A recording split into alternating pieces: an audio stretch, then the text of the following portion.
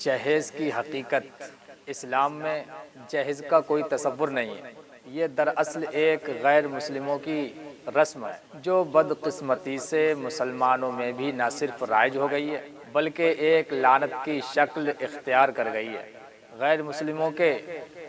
تہوار کے مطالعے سے پتہ چلتا ہے کہ ان کے یہاں وراثت میں عورت کا کوئی حصہ نہیں ہوتا، یعنی باپ کے مرنے کے بعد ان کی جائیداد میں سے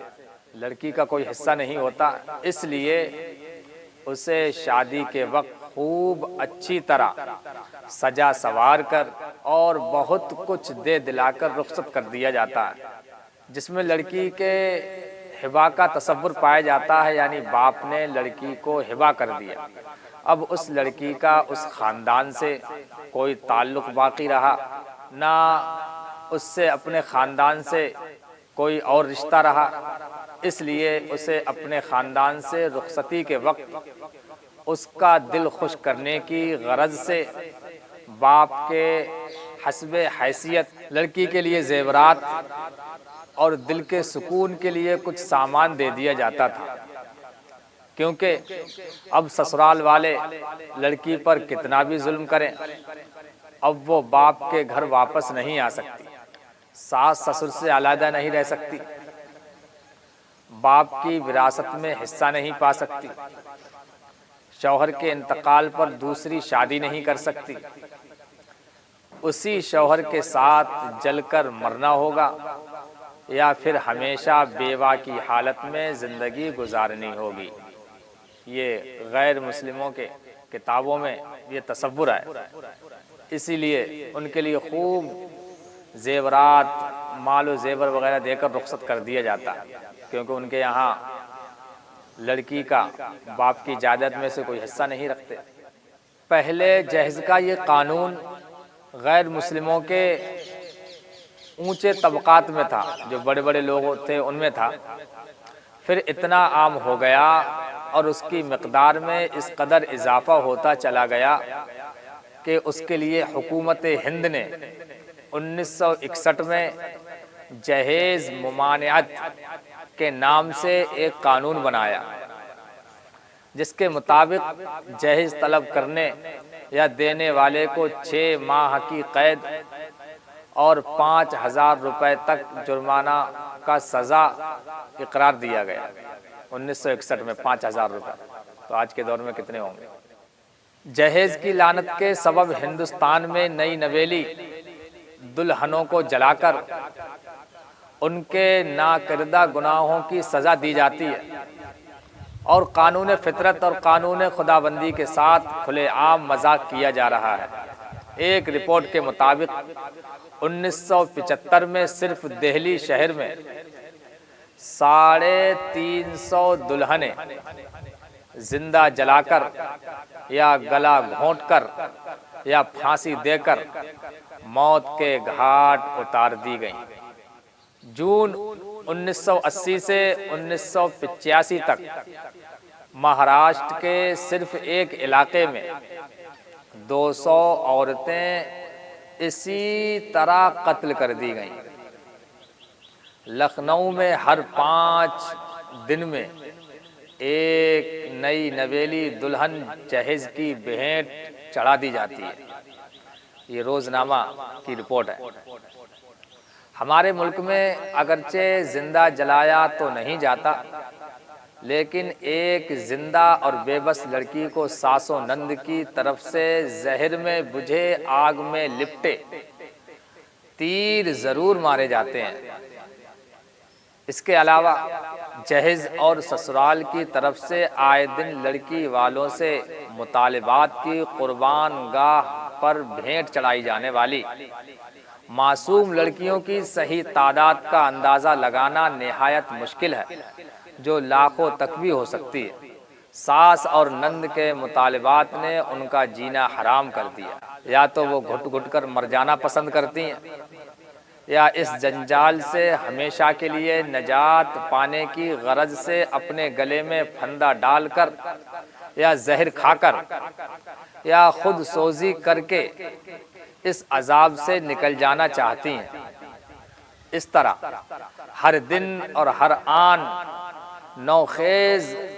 دلہنوں کی خودکشیوں کے واقعات میں اضافہ ہو رہا ہے، لہٰذا باضمیر دولہا اور اس کے گھر والوں کو چاہیے کہ اس بری رسم کو معاشرے سے ختم کریں۔ یہ رسم معاشرے کو تباہ و برباد کرنے والی ہے، یہ فطرت کے قانون کے خلاف ایک بغاوت ہے، سماجی ظلم ہے، یہ لالچ اور حرص کا دروازہ ہے۔ قرآن اور حدیث اور فقہ سے اس کا کوئی ثبوت نہیں ملتا۔ شریعت میں اس کی ذرا بھی اہمیت ہوتی تو اسے نظر انداز نہ کیا جاتا۔ رسول اللہ صلی اللہ تعالی علیہ وسلم نے 4 بیٹیوں کی شادیاں کی اور کسی کو بھی جہیز نہیں دیا۔ حضرت فاطمہ رضی اللہ تعالی عنہا کو جو دیا تھا وہ حضرت علی رضی اللہ تعالی عنہ کی دی ہوئی مہر کی رقم میں سے تھا، اسی سے چند چیزوں کا انتظام فرما دیا۔ پھر آج کے موجودہ فرمائشی جہیز سے اس کی کیا نسبت ہے؟ صحابہ کرام رضی اللہ تعالی علیہم اجمعین کے زمانے میں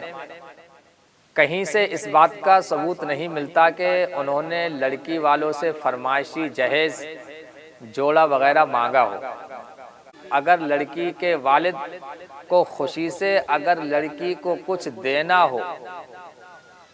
تو وہ بھی چپکے سے بغیر دکھائے دے دے۔ اسی طرح لڑکی کے والد سے دعوت پر اصرار نہیں کریں گے، اسی لیے کہ رسول اللہ صلی اللہ تعالی علیہ وسلم نے اپنی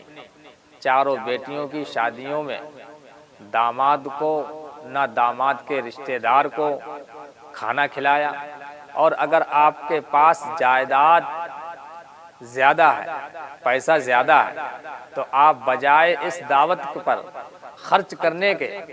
اپنی بیٹی کے لیے کوئی جائیداد خرید لیں یا زیور وغیرہ خرید کر اس کو ہدیہ کر دیں، تو یہ چیزیں اس کو کام آئیں گی، تو جہیز کی یہ لعنت انشاءاللہ تعالی خود بخود ختم ہو جائے گی۔ اس کے علاوہ دولہا جرت و ہمت سے کام لے کر اپنی والدہ اور بہن کو سمجھا دے کہ آنے والی بہو کو طعنہ نہ دے، ورنہ اس کی سزا دنیا ہی میں مل جائے گی۔ اور اللہ تعالیٰ کے بنائے ہوئے قانون کے خلاف لڑکی والوں کو دعوت کرنے یا ہدیہ دینے پر مجبور کرنا اور نہ کرنے پر طعنہ دینا ایسی ساسوں اور نندوں کا بہت ہی برا حشر ہوگا، اور ہوتا بھی ہے۔ اکثر عمر کی آخری منزلوں میں یہ فالج، کینسر اور ٹی بی وغیرہ موذی بیماریوں میں معصوم لڑکی کی آہوں کی وجہ سے مبتلا ہوتی ہیں، مثلا ان طعنوں کی وجہ سے کہ یہ نہیں لے کر آئی، تیرے والد نے کھانے کی ضیافت کیوں نہیں کی، مجھے ہار کیوں نہیں پہنایا، میرے بیٹے کو قیمتی گھڑی اور جوڑا کیوں نہیں دیا، جہیز کیوں نہیں دیا، خالی ہاتھ باپ کے گھر سے آئی کیوں، فلانی کے لیے پہناؤ کیوں نہیں لائی، جوڑا کیوں نہیں لائی، میں جب تمہارے گھر اپنے رشتہ داروں کو لے کر آئی تو سب کو 1100 روپے لفافے میں بند کر کے کیوں نہیں دیے۔ یہ طعنے بہو کو دینا ایک مسلمان شریف خاندان کے بیٹے کی ماں کو زیب نہیں دیتا۔ اللہ تعالی ہم سب کو اس بری رسم کی اصلاح کرنے اور شادی کو آسان کرنے اور معاشرے کو ان گندگیوں سے بچانے کی ہمت اور توفیق عطا فرمائے۔ رسول اللہ صلی اللہ تعالی علیہ وسلم نے فرمایا، سب سے بہتر اور سب سے اچھی شادی وہ ہے جس میں سب سے کم خرچ ہو۔